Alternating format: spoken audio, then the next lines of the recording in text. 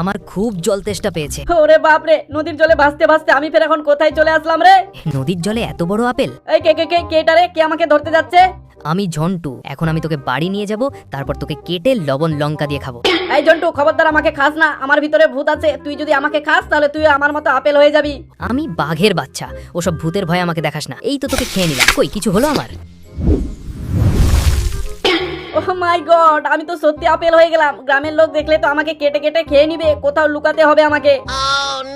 আমার খুব গরম লাগছে, এক্ষুনি নদীতে স্নান করতে হবে। কাকু, ও কালুয়া কাকু, আমি এখানে আছি, আমাকে বাঁচাও। ওরে বাপরে, কে আমাকে ডাকছে? আরে এই আপেলটা আমাকে ডাকলো।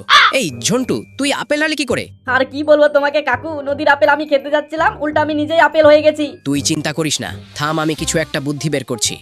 এখন বের তুমি কি ভাবছো কাকু? তাড়াতাড়ি আমাকে বাড়ি নিয়ে চলো। আমার মাথায় বুদ্ধি এসে গেছে, আইডিয়া। এই জমিতে গর্ত খুঁড়ে এখানে আমি এখন আপেলের চাষ করব। গর্ত খোঁড়া হয়ে গেল, এখন আপেলটাকে গর্তে ফেলে দিতে হবে। কাকু, তুমি তো আমার সাথে গাদ্দারি করে দিলে। বাড়ি না গিয়ে তুমি এখন আমাকে গর্তে ফেলতে যাচ্ছ।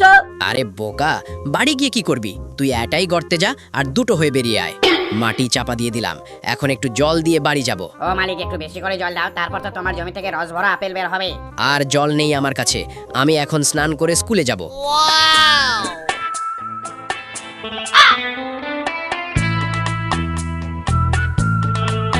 কাকু, ও কাকু, আই দেখো তোমার জমি থেকে রস ভরা বড় বড় আপেল বেরিয়েছি।